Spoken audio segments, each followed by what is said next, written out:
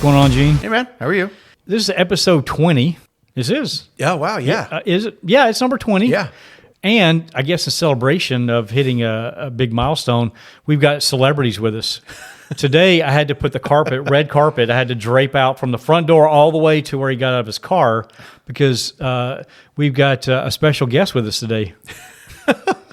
I think I missed the carpet. He doesn't roll the carpet out for me every week. So we've got a special He rolls guest. out the rain for me. We've got a special guest. We got David Kim joining us. Hey, Dan. How's it going? Appreciate it. So we are here today to talk about Lucky Dog racing, which is, something that actually Gene and I, we talked about doing something like this, although I got confused between Lucky Dog and Lemon racing. Lemon. Yeah, we've had that I got discussion a few confused times. about it. So when I saw that you posted about Lucky Dog, I thought it was Lemon. And we had looked into it. I'm like, Lemons is cool and all, but all the decorations and they have all this fun stuff that they do. I'd really rather just be out there to go wheel to wheel. Yes. And then when I saw what you posted, I'm like, oh, that's not the same thing. So I'm like, okay, let's have David in because we want to talk. And he's just fresh back, a week? Yeah, this past weekend. Yeah, past weekend he was running down in Sonoma. We've got David here to talk to us today. The reason why I said he's a celebrity is because they actually won. We're here to get all the tips and tricks so that we can upset them. Yeah, that's what we're here to do. So let's back up just a little bit and find out, how long have you really been into cars? Because I'm relatively new in this space, but I know you've had other vehicles before, so just kind of curious your background. I mean, I was a typical boy, right? So in middle school, I dreamed about like all these cars that we're driving now. But the difference was, I didn't think I'd actually ever be able to own one. I mean, like when I was in California, I lived in California for 10 years. I did karting. Oh, okay. Yeah, Tag 125 class. Oh, So that kind of got the racing competitiveness into my blood. That's a lot of fun. Those karts can go so fast. Screaming. Yeah. My first high performance car was right out of high school. I had an Eagle Talon TSI. Oh man, yes. love the Eagle Talon. That was the Eagle version of the Mitsubishi Eclipse. Yes. And this was like their high-end model, the TSI all-wheel drive. And I got that when I was 17. Oh my gosh. And Oh so my gosh. that was probably too much car for a kid that age. Or was it? I mean, say it. Yeah, no, it was a lot of fun. I mean, back then that was almost as good as you can get. Yeah, that was a great car. I think it is funny though that this was back in '92, right? Back then it was 205 horsepower, and that was considered high performance. High performance. I know. Now you have minivans making more than that. Got Hyundai Velosters making more. Oh, seriously. Just not my son's. This is why he wants a turbo. Oh No. my goodness.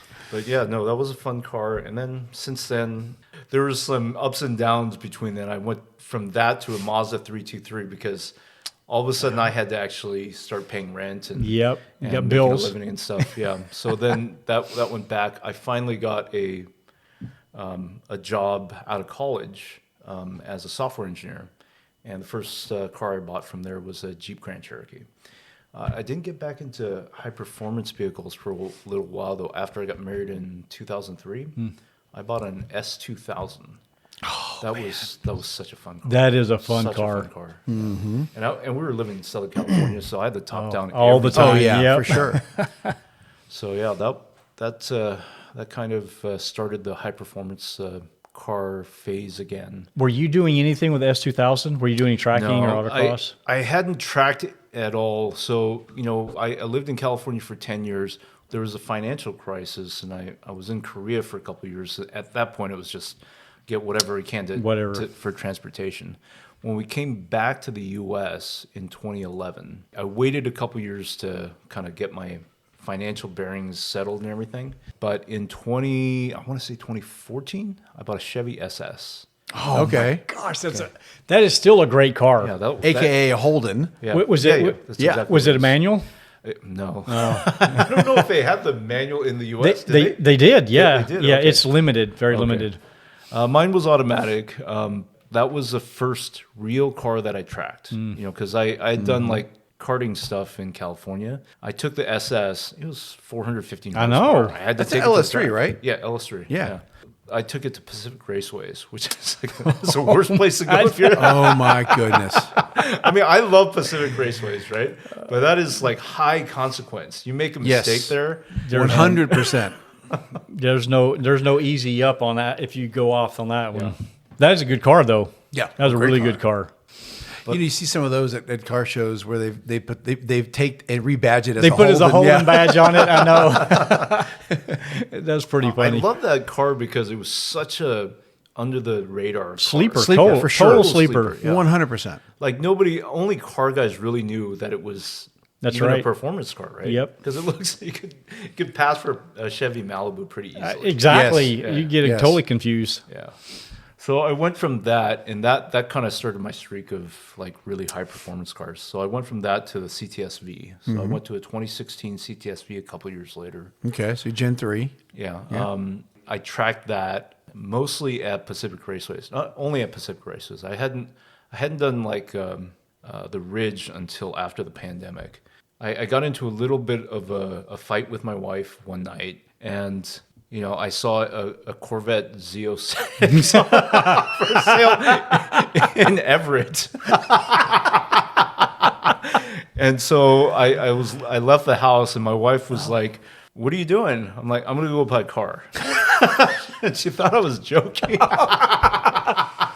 Oh my gosh, that is so Wow. funny. So Oh my I gosh. spent like 5 or 6 hours negotiating, mostly negotiating the trade-in for the CTSV, and then we worked out a deal, and I drove home in the C7 Z06. Oh my gosh. Wow. So what was her response when you came back? I thought you were joking. Was that one of those you're on the couch moment or go sleep in the Z06 moments? Not so much. Okay. That's hilarious. No, we kind of have a deal. I mean, she kind of leaves me alone about car purchases and stuff. I generally try to keep it reasonable. Reasonable. I know. What I mean by that is like, you know, we have a budget. Yep. You know, and everything stays within the budget. Yeah. So as long as we're not like putting ourselves in like financial jeopardy or Yeah. anything like Yeah, of that, course. you know, then it's, you know, she lets me do what I want. That's cool. That's a good Cars. wife. I have a great wife too. I've got you know, a garage full of cars out there, so I'm super blessed as well. Yep. So you had the C7 Z06. You had an incident at Pacific Raceways, didn't you, on that one? So that's how I know the consequences are very high.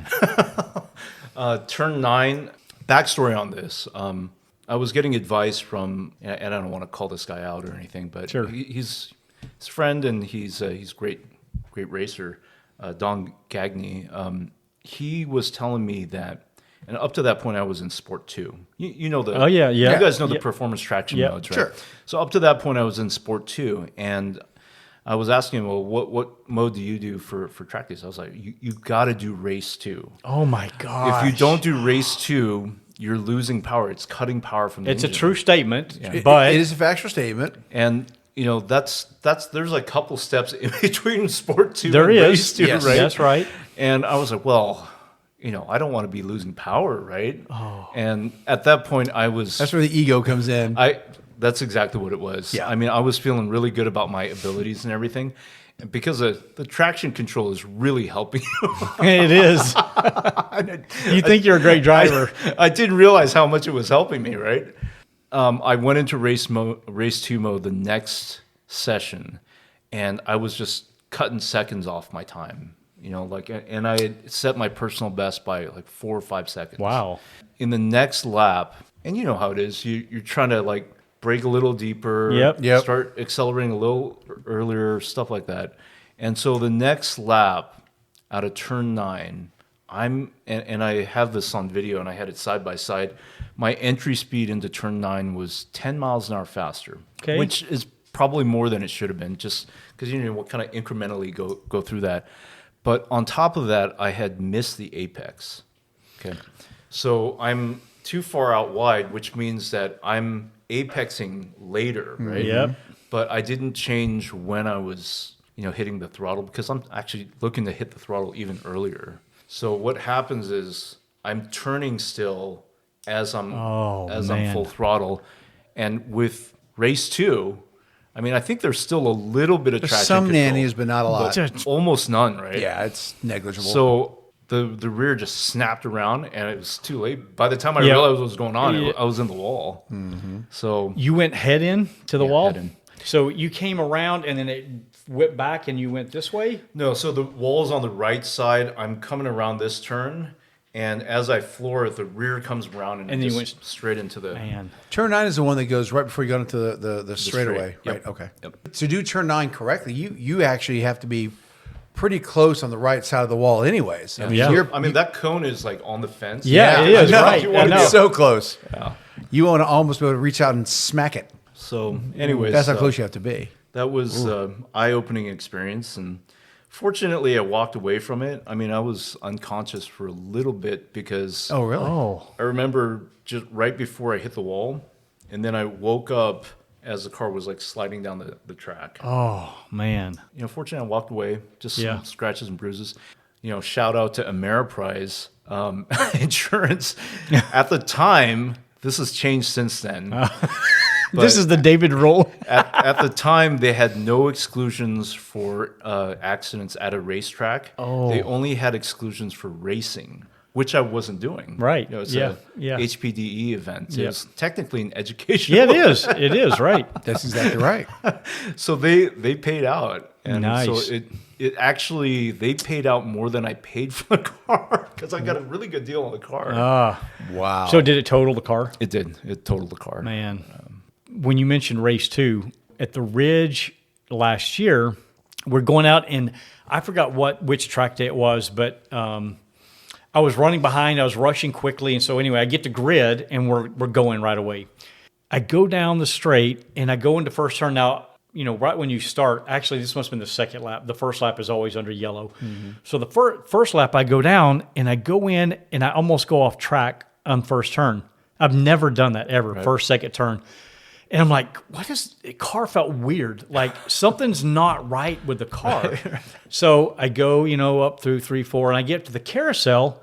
I go off track. And I'm like, what the heck something is wrong with the car? Because it felt really weird.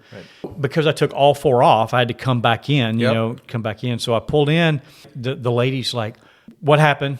And I'm like, I honestly have no idea. The car feels really weird. So let me go check it out and I'll come back. So I go pull over. I was in race 2. So when I had said it, I had skipped over because I normally run in sport 2, I guess. Yeah. And I had skipped over and went all the way to race 2. And so I completely agree that I was not ready for that. Yep. And luckily nothing happened. But holy crap, my pucker factor went up for sure. On the Blackwing, I've noticed, like I do race 2 now because I did Sport 1 most of the time. And I'll probably just do Sport 1 going forward just because I'm not trying to get to your guys' speed in your car. There's no way I'm going to anyways. I mean, 158 in the Blackwing, it's great. And I'm not trying to get any faster. But when I put it in race 2 one time, in Sport 1, coming out of the carousel going into straightaway, turn 15, I'll put the car right over the rumble strips, just barely, and then I'll mat the throttle and go. In Sport 1, there's no issue, it just takes off. But when I put it in race 2, essentially almost no nannies, I did the same thing. Car didn't like that. Right. And the rear end went, oh man. Yep. Because there's you no get the wall right there. Me. Right. So since then, now I just don't hit the rumble strips at all, but I still stay in race 2. I wait like an extra second before I mat the throttle again, where the wheels are a little, the front tire's a little straighter now, and then I'll mat throttle and go. It's definitely different driving in race 2. It definitely makes you appreciate the drivers out there doing things for real. With no nannies whatsoever. With no nannies, like props, no ABS. Nothing. Yeah. Oh, man. It's funny, Gene, that you mentioned that you're not on our level. The way we met, the first time was at a track night event. Oh yeah, that's right. Gene was just passing me over and over again in his CT4, and I was in my Ferrari. They have 8. That's right. Huge advantage in car, but you kept passing me. I repassed you on the straights and stuff. I mean, you were like completely out driving me, at least at that event. I think I was right around 2 minutes flat at that point. Yeah. In the Ferrari. I remember that. That was a lot of fun because I remember I came to find you afterwards because sometimes you go to these track events and there's people that are just, they won't let you buy. They won't give you the point buy. Mustang guy. Mustang guy. Do you know? Mustang guy. We've talked about Mustang guy so many times. I kind of want to get him on the podcast just to let him know. Just so you know, we talk about you. I'm sorry. But some guys just don't do that. And then there's some guys who are like, yeah, go ahead and go buy. And then you let them buy again. And you and I went back and forth for the whole session. Yeah, that was awesome. It was so much fun. I mean, I went and found you afterwards, and that was a ton of fun. Because there's no way. I mean, that car is 720 horsepower or something like that. Flies down. On the straightaway, I'm doing 140 on the max if I'm really wanting to be dumb, and you're passing me like I'm standing still. That car is so fast. So that's a lot. That was a fun time. Yeah, those are because that's where I met you too. Is at one of those events, and I was following him too, and that's a fun event to go to the Track Night America. Yeah, that's one I just signed up for again the other day. So we got ORP, got Track Night. Yeah, we got a bunch this year. Okay, so you had your total Z06. Mm-hmm. So then where did you go after that? So then the pandemic happened, right? So just before the pandemic happened, I bought a BMW M5. Okay. And after I totaled it, my wife kind of didn't want me to do track events anymore. Completely understand. I kind of expected not to do it again. But yeah. I just loved it too much. Yeah, you got that draw. Yeah. I took the BMW out to Pacific Raceways just before the pandemic. And I got to tell you, like, I really missed the Z06 in turn one. Because turn one at Pacific is flat out, right? Mm-hmm. It's a flat out right turn off of the drag strip. It's slightly downhill. In the Corvette, because it's so flat and low, I mean, it feels like nothing. Yeah. It's like you just find your line and you're fine. In the BMW, because it's tall and heavy and the suspension is soft. Oh, you got some roll. Going over the bumps. It was like my hands were like fighting the wheel. And the crazy thing is, BMW always underrates their engines. So it was rated at like 607 horsepower, but they dynoed it at the wheels. It was more like 650. So it was over 700 horsepower. Oh my gosh! Through turn one, I was going just as fast as I was going in the Corvette without the working a whole lot harder without the body control, right? Oh, so man. It was so scary going through there. But I did it anyway. How many times did you do that? How many times did you track that one? I tracked the BMW once. And then the pandemic happened. Yeah. And in May of 2020, I thought it was going to be financial Armageddon. I've never seen anything like that before, like where they shut everything down. Mm-hmm. And I was like, I got to cut my payments as low as possible, right? So I got rid of my wife's Tesla Model X and the BMW M5. It turns out that was actually the best time to own a car. Yeah, I know it was. Sell it like 6 months later. Yes.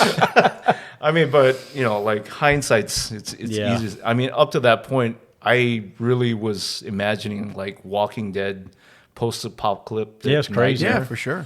Because I remember telling people, because we were watching people like going crazy over toilet paper. I know. And I was like, you see people going nuts over toilet paper, wait till they run out of food. That's right. When real stuff matters. Yep.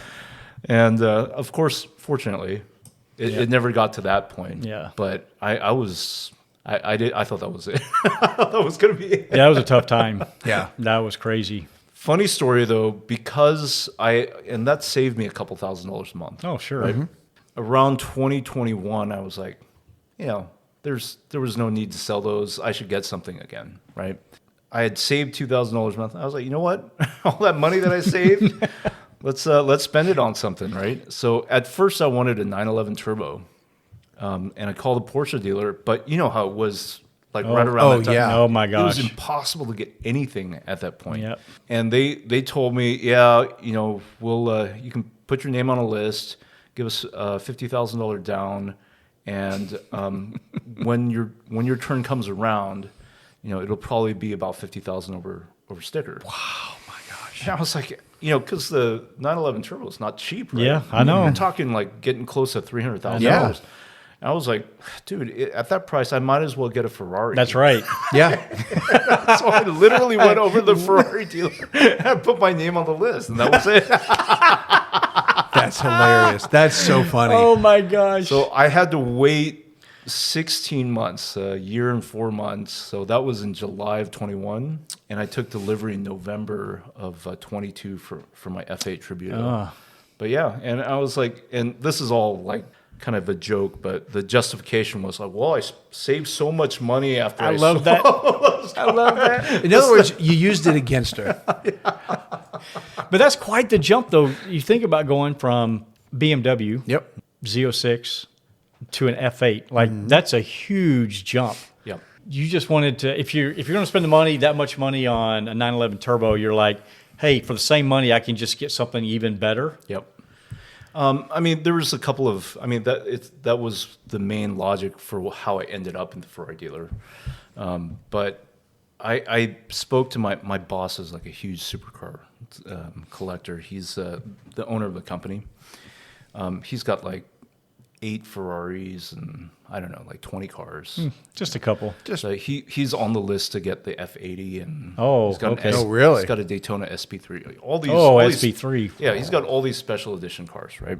And he was at the launch event for the Revuelto in Italy, so he got one of the first allocations, right? And if you watch the video, he's actually in the front row of Really? the video where they're doing Props the to that guy. That's nice. Nice. Anyways, I was talking to him about this. He's like, Dave, when are you going to replace your cars? And I was like, it's probably time. He's like, are you going to get a Lamborghini or a Ferrari? I was like, I'm not like you, Calvin. I can't have 20 cars, right?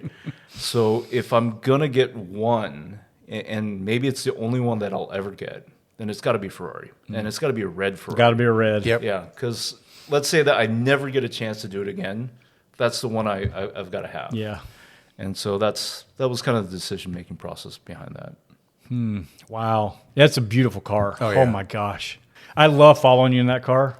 Man, it's just, I don't talk For about, as long as you can. He's got I to don't go want to talk about bye-bye. people's rear ends, but that rear end is really good looking.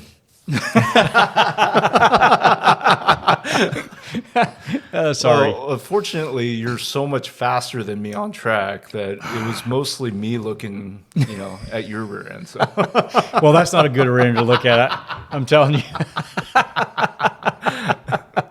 Yeah, you got down to a 148, right, at the Ridge? Yeah, I got 148. I- Consistent, I'm down to 148 now. I still haven't cracked 150. I've done 150 in the Huracan and the Porsche, and 151 in the Lamborghini Revuelto.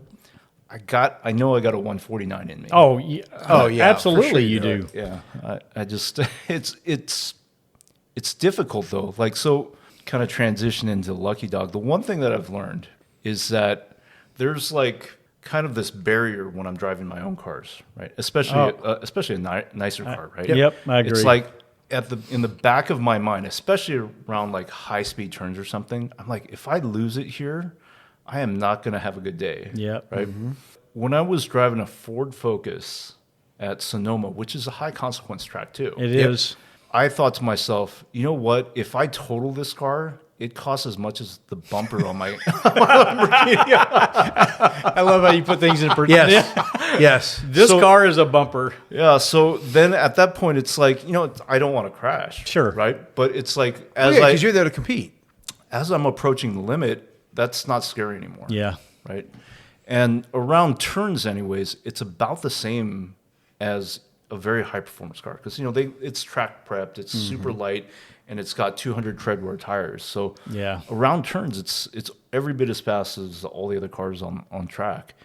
And really, in an underpowered car, you really got to be on the knife's edge of traction. Yeah. Yeah. If you want to compete at all. And I couldn't do that in the Ferrari, the Porsche, the Lamborghini. No way. It's like I'll feel a little bit of slip. And I'm like, that's enough. Yeah. I mean, that's always in my head. Yeah. And I'm uber competitive and I come from a racing background. I've raced all my life and I want to push the limits on everything that I do. But I acknowledge what you're saying is that when I'm on the track, like 148 to me, I feel like I'm at the edge. And could I go faster? Sure, I could, but I don't feel that risk of doing that gives me enough value and reward of crossing that barrier. So I'm pretty comfortable, which kind of got us. Well, that's why we were talking about racing is, well, what's the next step? Like, what do you do next, right? And so I guess that gets us up to Lucky Dog. So did you do a arrive and drive? Did you rent a seat? Are you friends with a group? How did you get into that? So this was essentially an arrive and drive. Okay. I paid for a seat. They asked me questions just to see what my qualifications were and stuff like that. They seemed fine with it. It was literally my first real race in a real car, though. And I told them I'd done some karting before, but like wheel to wheel in a real car, this will be the first time. For Lucky Dog, I think that's pretty normal. So we had one of our drivers was Robert Ames, and he won the HSR National Championship with a Porsche. Okay. Last year. So he's a high-end professional on the team, right? The other two guys were team owners or like very experienced racing guys. And I think most of the teams in Lucky Dog are like that. They sell one of these stints to help pay for racing, right? Because I think So there's 4 drivers? yeah, 4 drivers. Okay. So it's like at Sonoma, it was 2 7-hour races. So each stint was about an hour 45. Okay. Oh, so you get 3.5 to 4 hours of time. Yeah. Well, and there's Thursday practice, which you should get a couple hours there too. Oh, but, okay. Is that the first time on Thursdays when you get in the cars for the very Yes. first time? Okay. But unfortunately for me, which made it even more difficult, like the gearbox, the transmission failed like on my 3rd lap. Oh my gosh. So it's like my first time at Sonoma, first time in that car, first time driving a manual since the C7. Oh my gosh. And the gearbox breaks, and I'm thinking I broke it or something, right? But no, it's it was leaking fluid, and like I guess a part just failed, just timed out. So, anyways, that just meant I got 2 laps practicing. So Wow. So for the next day, like it was because I did a 2:19 in the 2 laps, so it's not even representative because Yeah. at that point Yeah. I'm not even pushing, right? Right. On Saturday, I did a 2:04. That's about what they were hoping for. Okay. Because the Robert Ames, our lead driver, was doing 1:58. Okay, so within 6 Oh, seconds. that's- that's good. Yeah, so at that point, then it's like, okay, you're losing That's a time, little bit but of as long as margin you of error, bring yeah. it home, Yeah. as long Right. as you bring it home, then we can still compete. On Sunday, I got down to a 1:58, so all 4 drivers were basically driving the same speed, 1:58. Nice. Legit. So it became like, because we weren't the fastest car. There were like several cars that were faster than us. Our best lap time was 3 or 4 seconds slower. But the difference is we didn't have like the huge dip when they brought in their pay drivers. the ride and drive, right? Okay. You guys So- are all consistent. Everybody's got one of those guys on their team, right? Right. And ours was so consistent that, I, like instead of losing places, we actually made a couple places Wow. while I was in my stint. So, So how many cars are on track at any one time? Is it 75 entered. Okay. 71 actually were on the grid. It is insane. It's so 70 busy. cars. It's so busy. do you have to qualify? Is there a qualification? There is a qualification, but the qualification's only, it's not for your position on grid. Oh, okay. It's more for classification. So like you're classified by your speed. So if you're too fast, you'll be in class A. If you're kind of in the middle, class B, and then class C is the slow cars. Do they put them do they reverse it so the fast cars are in the back, or they had fast cars up front? Fast cars up front. Fast cars up front. Okay. Yeah. So So there's it's kind of like it's kind of like IMSA or WEC or something like that. Yeah, where the fast same cars so, up front. yeah. Okay. so it's three classes of 70 cars, so 20-ish cars apiece, roughly. Yeah, I think Class C was 36 or 37 cars. Holy That's cow. the largest class. And Class B and Class A were each just under 20 cars. And so they do it based on your time. Yes. Yeah. Okay. So, and there's a little bit of sandbagging going on because there's some guys that course there are is. definitely Class B cars, but they're sandbagging and they're they get themselves into Class C. Man, that stuff still Yeah. it happens everywhere. I don't know why people do that. But I don't know what other people were doing. We were going as fast as we could. like I got this pedal all the way down. Well, I watched your laps, man. They were nice, dude. It was. I've raced that sim. I've raced it in the sim a lot. Did you practice it in the sim beforehand? I did. Okay. So like all the problems that I had in the sim, like braking too late over the hill into the carousel. Yes. Turn 5 to turn 6. Yeah. I was doing that in real life. Not braking enough into turn 7. That I made that mistake. I spun the car a couple times there. Did you find the consequences were the same in real life as Not as bad. Okay. So like I'm not as brave in real life, right? Of course. in the video game, if I hit the wall, it's like, oh well, yeah. I'll You just reset. Yeah. I mean, I'm conscious of that. So like if I feel like it's too fast, I'm backing out, right? Same mistakes. I mean, it helps a lot, especially for just remembering the turns, because there's like 3 different parts. It's a little bit like the ridge, right? There's so many blind turns. Yes. And like if you don't know what's coming up over that hill, I mean, it's hard to like go as fast as you need to go. And the S's are interesting too, because you do the S's in the back as you're heading out to the final turn. It is, you can go flat out for a bit, but then you have to come off and pause off throttle. I saw you do it. Yep. You pause off throttle to take that right hander, because if you don't, you're going to wash off I'm going to go in the dirt, man. right into the dirt. Yeah, if you don't, you got to let up off and let it coast. Take that right, let it resettle, and then go again, and then you go back into it. A guy, Robert Orcutt, I'm going to get coaching from him at Laguna Seca in April. He saw my lap. He was like, no, that's the wrong way.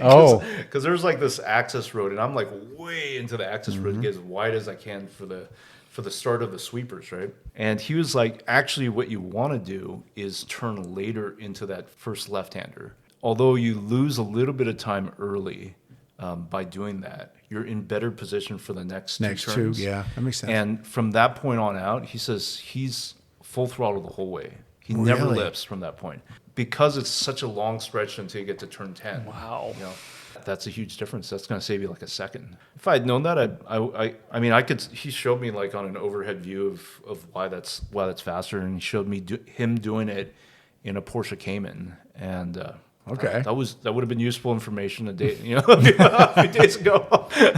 I think that's the kind of thing that you would figure out after about 1,000 laps. But having somebody show you that, Oh, yeah. Oh yeah, that's like kind of a shortcut. But it was fast enough, right? Fast enough to win. for sure. Yeah, I mean, clearly you guys are doing something right there. I mean, I think his big issue was like I was like just absolutely wringing the neck of the car, so the brakes were like smoking and like Oh, the my tires were gosh. squealing and everything. And I was like, well, I'm here to race, you know. How nervous were you? So being your first time wheel to wheel, you've got lots of great track experience with different types of cars and horsepower of cars. But how nervous were you? Because this is a completely different thing. Very. Yeah. I mean, it's different when on a track day you're trying to avoid people. yes. Right? I mean, if I'm near anybody, I'll give a point by or I'll back out or whatever, because we're not racing. That's right. Just Unless you're the Mustang guy. this rear view mirror doesn't work or something. That took some time to get used to. You know, guys like screaming past you like super close, and it's normally I'm like, whoa, what are you doing? Oh, we're in a race. You know, it's for position. So that took a little while to get used to. And the first day on Saturday when we raced, we got kind of a bogus penalty, so we ended up being 15th. Without the bogus penalty, we would have been like 5th or 6th. Anyways, my main thing was just don't crash and avoid any entanglements with anybody. Sure. If I could get anywhere like not a terrible lap time and avoid contact, that's what I was doing. So if anybody was on my bumper, I gave them room, and like it was an easy pass for them. Do you do point buys there as well? You can. Okay, you can. Okay. And I did a few times, especially like if it was a Class B or Class A car. There's a Porsche behind me or a Corvette. Yeah, you I'm not racing you anyways. Just How do you know which class? so if it's a Miata or a Mini, then it's probably Class C. Okay. The BMWs are almost always Class B or Class A. Porsches and Corvettes are definitely Class A. Ah, okay.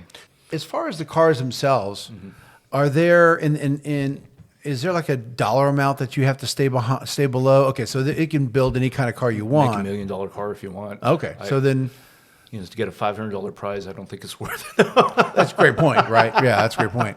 So okay, so there's no dollar amount, but then there's a governing body that governs the tech specs and all that. There is a limit to how fast they want the cars to go. At Sonoma, if you exceeded 151 or went faster than 151, you were too fast. And they would actually penalize you. Class A couldn't go faster than that, and I'm 100% sure because like if you look at the lap times.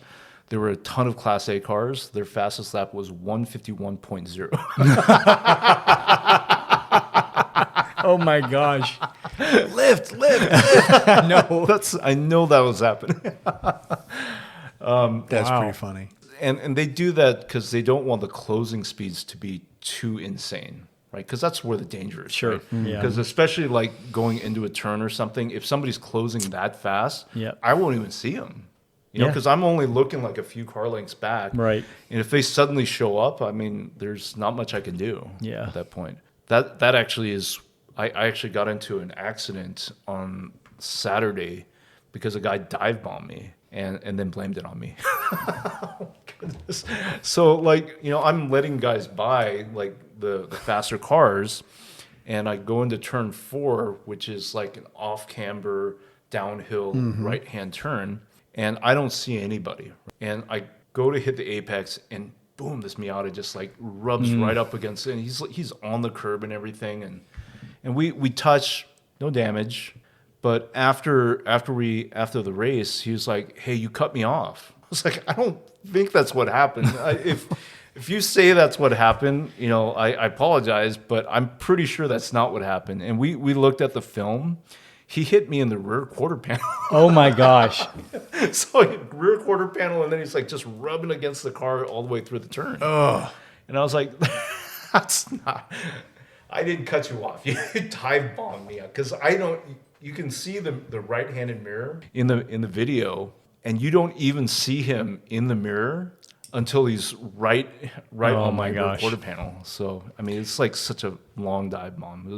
where was the hardest place to pass for you? So turn 2 is the hardest place. Yeah. I made 3 passes there, but it's hard because it's so scary. Like turn 1 is a kink that you take flat out. Mm-hmm. At least this is what Robert Ames, our lead driver, told us. He doesn't brake for turn 2.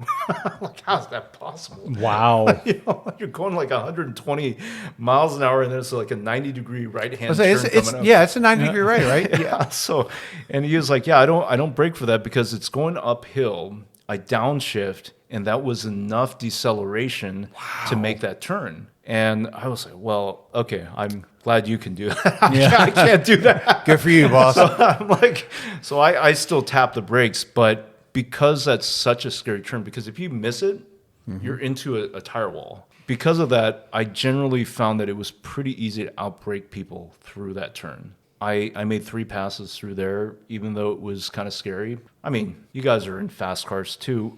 When we dial it back 20 miles an hour at the ridge, it feels like you're crawling. Yes. Yes. Absolutely. I mean, like, it's still fast, right? It's like faster than a Miata right. can go, right? That's right. And so that's the feeling that I get, right? So it's fast for everyone else that's used to this, but the level of speed that we're used to, that's not as scary. Still scary. Yeah. Because there's other cars, you're Sure. not doing it with cars, but that part didn't scare me as much. And once we were in contention on Sunday, that past that turn 2 that I posted on Facebook, I was like, dude, I'm just gonna go for it, just going for it, and that was pretty close. That's closer than I'd like it to be. Yeah, you're close. Yeah. But I think the other thing is, there's a fear level in the other driver too, and when he saw me coming by, he probably hit the brakes, and so that made the pass totally clean. How do they score these? So it's 2 days of driving, 2 7-hour, right, days. Is it like a cumulative scoring, or is it really Two different races. It's 2 different races. Yeah, so Saturday race and a Sunday race, and it's just the number of laps. Okay, so it's kind of like a Le Mans kind of thing. Get to the. It's not who gets there first; it's who does the most laps. Yeah, so if you're on the lead lap, there'll be a few people on the lead lap. Then it's like a normal race, right? Who gets there first? Then it's, Okay. yeah, then it's like whoever crosses first after the checkered flag. So you guys won on Sunday? Yeah. How'd you do on Saturday? Saturday, like I said, we finished 15th. Oh, because the penalty. Because the penalty. Yeah, so that's right. so and that was because of that contact. So they told us if Oh. there's a black flag incident, That was one of my questions. You'll actually be in better shape if you self-report. We had the contact. I came into the pits to report it, but what happened right after that was like a major accident, and there were emergency vehicles on track. Oh. And so people were like, and people were just being idiots on Saturday. People were passing around the emergency vehicles, like other cars, which is like a total no-no. That's a no-no. Oh my gosh. Not only do you not pass because it's a yellow flag, Right. right? You got to slow down. Right. They were passing around the emergency vehicles. Oh my gosh. So they red flagged the whole thing, right? When they brought us in, because I had reported on the radio, they had reported my car number and 375, the car that hit me, all these other cars that passed around the emergency vehicles, and they just assumed that I was one of the cars that passed around emergency vehicles. And so they sat us. It was a 1 hour penalty, and I was like, what? Oh my gosh. Because this was my first day of the racing, right? And I was like, dude, I didn't pass anybody. Okay, I'm going too slow out there. I'm not passing anybody. You got the wrong guy. Anyways, part of it was there was like really bad weather in Northern California on Thursday. So like half of the staff for Lucky Dog didn't make it there.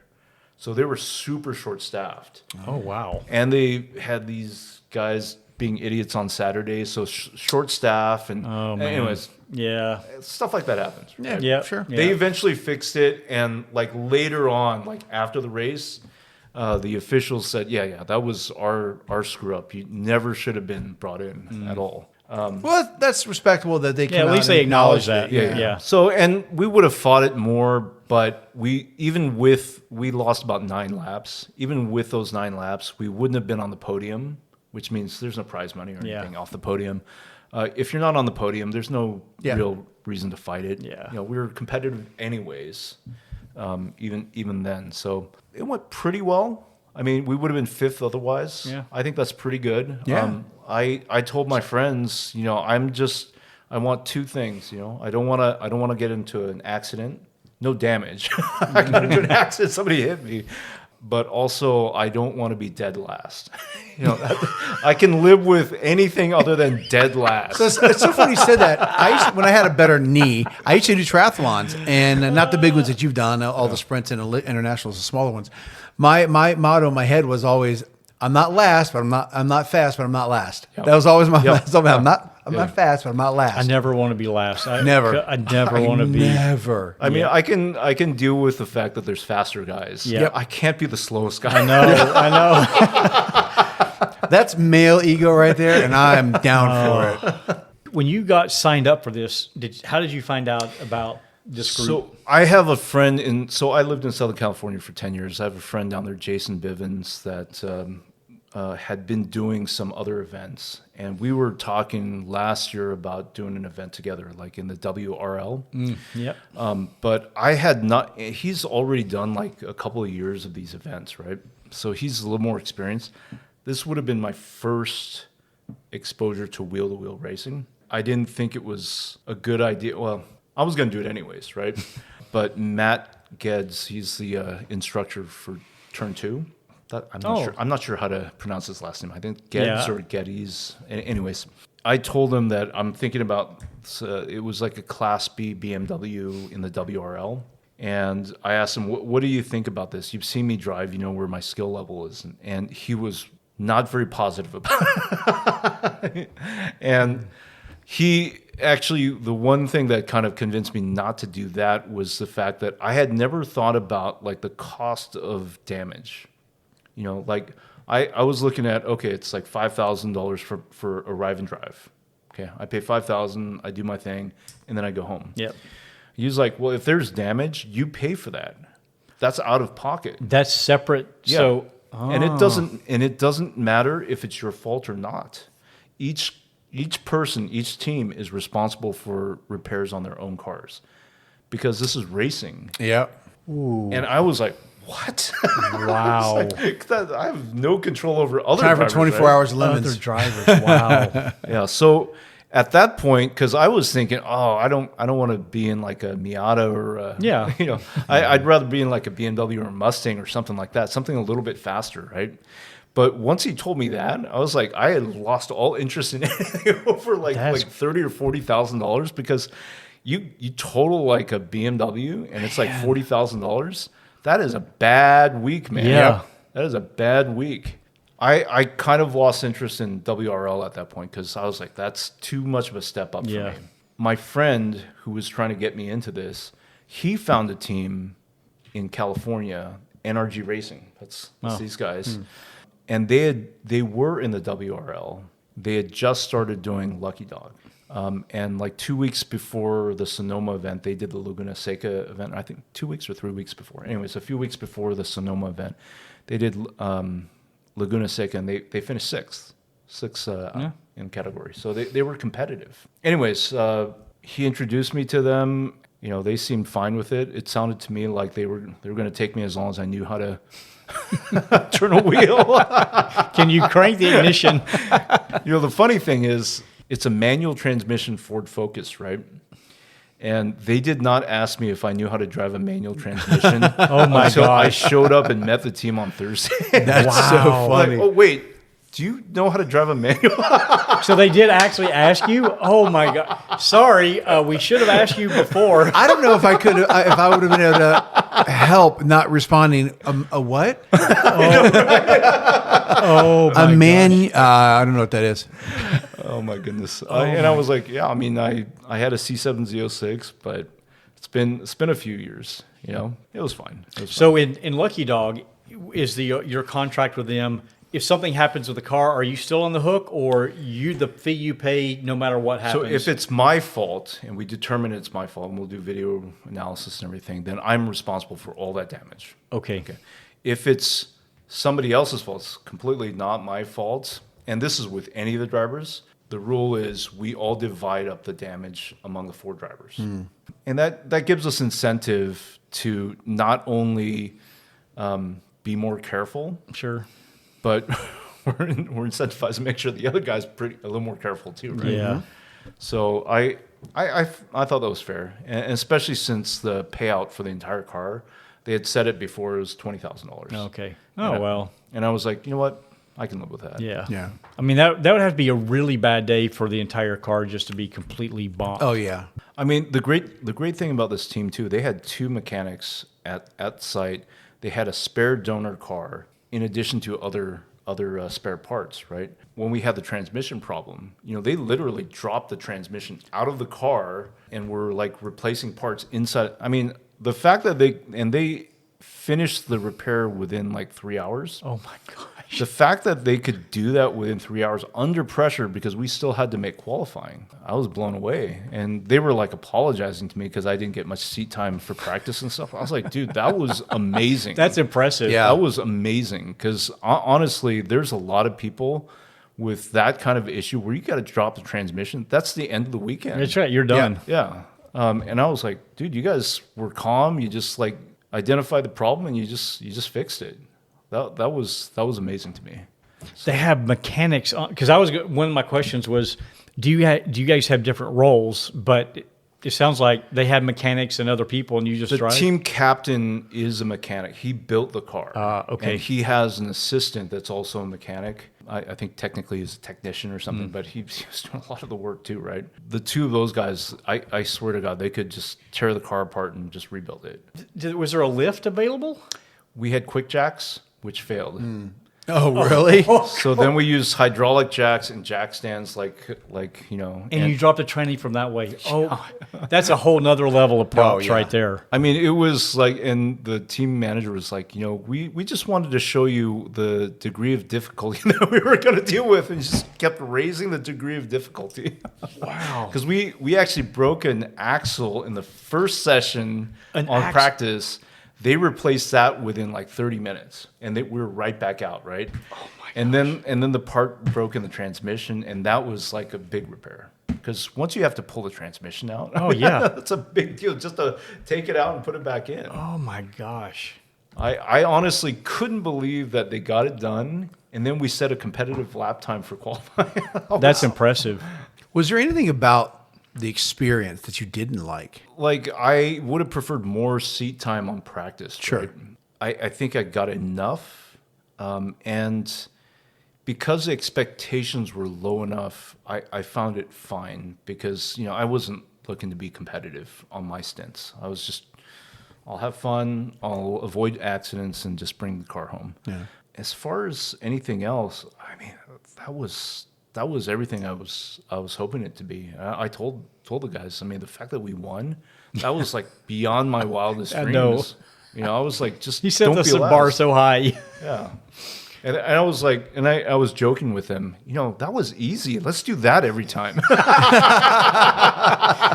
Oh, that's what you're supposed to do. Got it. Yeah. Every time we come out, this is what we got to do. Yeah. Okay. Let's break a transmission. Let's break an axle. Let's, And then we're going to win. and then we're going to go in. And that's the way it works. Oh my gosh. So did you stay at the track? Like, because you had qualies and everything, inspections. Part of the package was including accommodations, so they rented a house for the team. Ah, okay. So I stayed at the house with them, which was great because actually the most helpful thing was in the evenings we spent hours going over video analysis. Oh, wow. Sure. Okay, that's And, good. having like Robert Ames like telling us exactly where we need to make adjustments and stuff. I mean, that's how you go from 219 to 204 to Right. 158. Yeah. Right? I mean, I could have spent thousands of laps there trying to figure that out on my own. But having a pro telling you where you need to make improvements.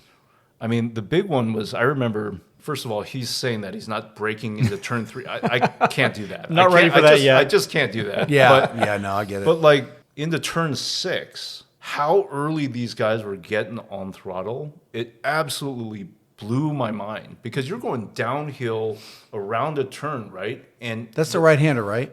left-hander. Okay. So it's over the hill, turn 5 over the hill, and then Oh, yeah. the Yep, big yep, carousel yep. turn to the left. I felt like I was at the limit anyways, right? And I was like, I could probably go a little faster, but these guys, and I was waiting until you bottom out before Yep. you hit the throttle. These guys, before you even hit the apex, there's like a rumble strip on the left, and you kind of apex there. Before you even hit the apex, they're on the throttle. I was like, how's that possible? Wow. But that's the kind of thing with video analysis. You can see exactly where they're putting the throttle on. And I was like, okay. Did you guys discuss it between stints? No, we didn't have access to those videos between stints. It was only like afterwards. Oh, because you had to pull out the compact file. Yeah, Okay. yeah. So No, I it's like gotcha. on a micro SD card. Yeah, okay. That was fantastic. And I was talking to my friend Jason about that, and he's like, most teams don't have that. I Oh. mean, that is a big plus. Did you have spotters? Any Our spotting? team was too small. Just the team manager, team captain, he was way up on the hill so that he could kind of let us know if there was somebody faster coming up. So he's just one spotter. You had in-car comms? Yeah, which we had problems with. And Of course. Thursday and Friday when I had no comms, that only increased Oh. the difficulty level because I'm like new. I don't even want. Is it a two-way? It's 2-way. Yeah. So when it was working, like I guess on Saturday during the race. Sunday was fine, but Saturday we were in and out. On Okay, comms. so on Sunday, were you talking to them or was it more of them just telling you stuff to do? Combination. I mean, it was 50-50. Okay. I mean, I like to report exactly what's going on. So if there's if I see a car off the track or if there's a yellow flag that hasn't been reported, I'll say stuff like that. I was also reporting like fuel levels, right? Because they can't see that. They don't have telemetry. telemetry, yeah. There's no telemetry, so I got to report exactly what the fuel levels are. Although they're keeping track of lap counts, right? And they know how many laps I can get. The team captain set up the fuel meter, though, to go to 0 with 3 gallons left. And he's like, yeah, don't worry about it if it goes to 0. I was like, I'm pretty worried. I'm pretty worried. That goes against, Maybe 0 should 40 actually plus be years 0. of, yeah. Wow. Oh my gosh. Okay. Did you do a refueling? Yeah, so we scheduled it so that the refuel was around the driver switch. Okay. Yeah, that makes makes sense. I did an hour and 45 minutes. I think it was like 45 laps or something like that. After my stint, they refueled and changed drivers. How long does it take to do a So it's interesting. So they don't want you to rush, right? But it always helps to be faster. So the way they get around that is they put a timer on the car, and you have to have a minimum of a 7-minute pit stop. So it was 7 minutes at Sonoma because they didn't have us on pit road. They had us actually in the paddock, like in the big parking lot. Oh. Yeah. So we actually went into the paddock. So at Laguna Seca, it was like 5-minute minimum because it was actually on pit road. Since we had to go into the paddock, they added 2 minutes. So it was a 7-minute minimum. So that way you can. So you lose 3 laps, but Yeah, then everybody loses. 3 Everybody laps. has to do that. So because everybody's got to do at least 3 stops because just for Okay. fuel, Right. just for fuel, you got to do 3 stops. So we just scheduled it so we did the minimum number of stops. You just you're just fast enough so that you have a minute left on the timer. So that lets you like kind of slowly get out to the pit exit, and then they'll release you as soon as it gets to 0. That allows you to not have to like super rush. 'Cause Right. Yeah. In a competitive situation, people are going to forget belts. Yeah, they're going to make Yep. mistakes. Yeah. Yep. So You that's get your comms in, Yep, get yep, everything yep. done. Okay. so that they're trying to avoid that. Yeah. And in general, we were sent out with a minute left, and there was a couple times even we had more than that amount of time. So they just held us until we got down to a minute, and then just like drove out to the pit exit. So Was your family there to support? no, my wife does not approve. I mean, she's okay with it, but she doesn't want to encourage it either. So I forgot. This might have been like one of the first couple times I'd been out with the Z06, and so my speed is definitely picking up now. And I came home, I'm all excited. I'm like, hey, I hit a new best. She's like, I don't want to hear it. I'm like, no, this is really good. And she's like, I don't want to hear anything. And I'm like, but I don't want to hear it. So I'm like, okay, I get it. Yep. I can totally Came relate to home. that. That's what she cares about. That's what I mean. Came home. I've had some accidents in my prior racing life. I don't need to go into. We've already talked about it on the podcast before, but it was really stressful on my family going through that time. So she's like, as long as you're safe, like I don't want to know any of the other details, like out of sight, out of mind. Sure. So did you drive down? I flew down. Okay. I got super lucky on that because of the weather. There's a lot of people because Lucky Dog's Seattle based, right? Oh, I didn't know So they that. were flying I out. didn't know that. They were flying out of Seattle, and a Oh. lot of people got stuck in Seattle because of the weather. I went super cheap on my flights. It was like $116 round trip on Delta. Oh, my. But it was like the very first flight in the morning. Oh. Down and back, so it was like 6 a.m. So Yeah. I had to leave the house at 3:30. But because of that, I missed all the drama with the flight cancellations. But man, landing was sketchy because it was already bad when I got down there, and it was one of these landings. Oh, where man. the- Yeah. where the wind's like just blowing the plane all over the place. The guy that Robert Ames, when he arrived a couple hours later from Los Angeles, he said that there was like literally like standing water all over the runway, like 2 or 3 inches all over the runway. So Oh, my gosh. After that, they just canceled all the flights. Oh, wow. So you are lucky. Yeah. So now, if someone hadn't shown up and you only had, say, 3 drivers, then can they still? You can do 2 stints. You can do 2 Oh, stints. okay. So I'm not sure this is how it works, but if based on what I know, I think Matt, he says that he drives with 2. They do 2 drivers, and they each do 2 stints. Oh, wow. Yeah, which That's is a lot of that's a drive. lot of drive. Holy a cow. lot of driving. Yeah, especially in the middle of summer when it's hot or something. Oh, my gosh. Do you have cool suits at all, or anything blowing in? There's a cool shirt, and you can get a helmet with like air intake. But still, man, it was like high 50s, low 60s at Sonoma, and it was as comfortable as it can be, I was exhausted. Really? Oh, yeah, for sure. After an hour and 45 minutes, like I'm trying to focus on what I'm doing, Yeah. but my arms getting tired and everything. I got out of the car and I thought I was going to die. It was exhausting, man. I've tried to explain it to my wife that when you're on track, I mean, that's just when a track day, not even doing what you're doing.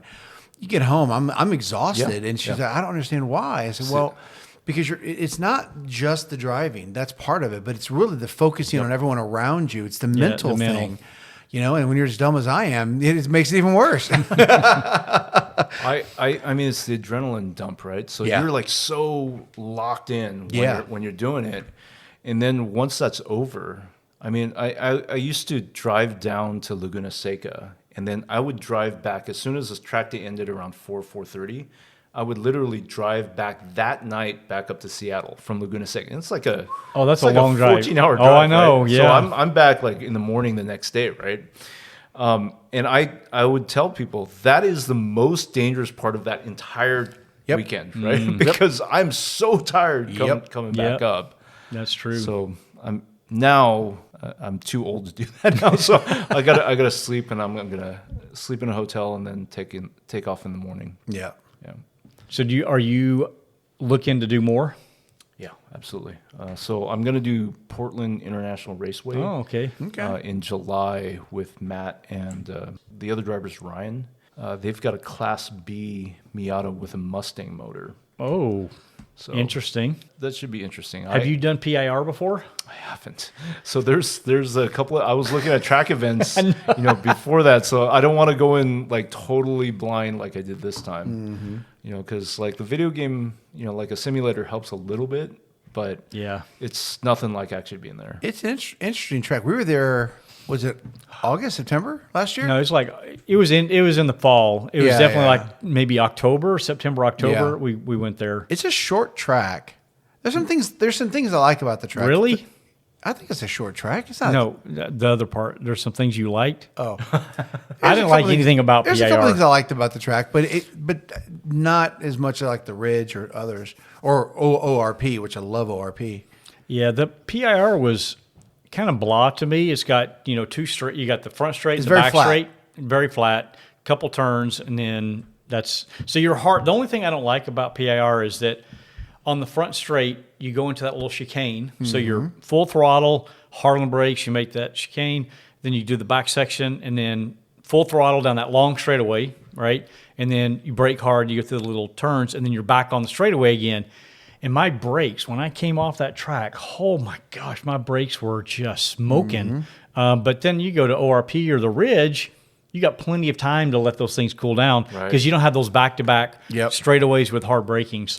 So PIR, any other tracks that you'll be doing? I mean, it depends on what kind of opportunities arise. I mean, the team I raced with, NRG, if they do another race, I'd love to do it with them. They're talking about doing VIR. Man. There you go. I told them, dude, if you guys go there, I'm in. Yeah, no kidding. Sign me up. Can I bring your bags? Yeah, that's like one of my bucket list tracks for sure. For sure. Yeah. Wow, that would be a lot of fun. Yeah. That really would be a lot. What about any other teams interested in trying to do seats on? Sure. You're like, whatever. Yeah, I mean, at this point, I'm at the very beginning. I don't even know. I mean, I feel like that team's really good. NRG is really good. No kidding. I don't know. I don't know. What levels of the other teams are at. So at this point, I'll see what's out there and hopefully it works out okay. So what about HPDs? Are you going to do other track events? Sure. Yeah, you're going to stay at it. I've got Laguna Seca. I'm taking the Revuelto down to Laguna Seca on April 4th. I've got the track night April 23rd. Yep. But we were there. We just signed up for that. Let's see, what else do I got? I did 2 days in Sonoma on May 17 and 18. I'll take the Porsche down there for that. I don't think I'm going to take the Revuelto to Sonoma. So I did Pacific in the Revuelto. Never felt comfortable. Wow. There. Yeah, no kidding. Wow. I mean, like people are like making fun of, your lap times are like spec Miata speeds. And I was like, you know what? That's fine. Yeah. I just There's a reason why I want to keep it on I want to track. keep it. That's right. That just baffles me. Somebody making fun of somebody else's Revuelto. I know. Oh, I'm sorry. That's all right. I mean, it's the internet, right? So I know. Yeah, I know. There's always guys like that, but Yeah, we were just talking. I posted a video Yeah. of something I was trying to. Someone asked, "How do you hook up a battery tender to a Blackwing?" So I videoed and uploaded it, and then people are commenting. I'm like, "Why are you doing it? Why don't you hook it up front with a jump post?" Well, because the guy asked, "How do you do it with the battery tender?" And they just start adding negative comments. I'm like, "What? it starts a fight for no reason. Why are you even doing this?" So, well, I'm hoping. So this year I've got a laundry list of different tracks, and I want to hit Thunderhill this year. I'm going to try to hit. They have a 1 or 2 days where they do a 5 mile where they combine the two tracks together. So I want to do Thunderhill 5 mile. I want to maybe hit Thunderhill with maybe a 3 mile. I want to hit Sonoma this year. I'd like to go down in the fall and hit Chuckwalla, which is in SoCal. I'd like to hit that one. Obviously, a lot up here in at the Ridge. But also this year, I'm going to be going to Area 27 up in Canada. Interesting. Very limited. You have to. It's a private track, and so very limited to get access to that. So, planning on doing that one in the fall, and then I'm still on the edge. Maybe go to Dakota in May and tow the car down to Dakota and do that event. I really want to do Coda. Well, you should come with me. So I have somebody to go with. Can you take 2 cars? No. Yeah, I can't. You know, it's funny when I bought that trailer, John said, "Hey, can you get it big?" Or he first said, "Well, that tow 2." I'm like, "No, it only does 1." And he said, "Can you get a bigger one to take 2?" You buying into it? I'm like, I'm sure he probably would have paid into it, but I'm like, you're talking about a 48-foot trailer. Right. Like I towed that 40-foot fifth wheel. I don't want to do that anymore. Right. That's such a long. That's 30 feet, and I'm totally fine with 30, but I don't want to go longer than that. Yeah. I mean, I could tow mine. We just do a caravan down there. Yeah, caravan down. Yeah. Because I'm going to take a couple days. I'm not doing like crazy stupid driving. Oh, you're not going to bomb down it. No, Yeah, I mean, no. I did that when I was younger. I would like go cross country in like 2.5 days. I don't do that anymore.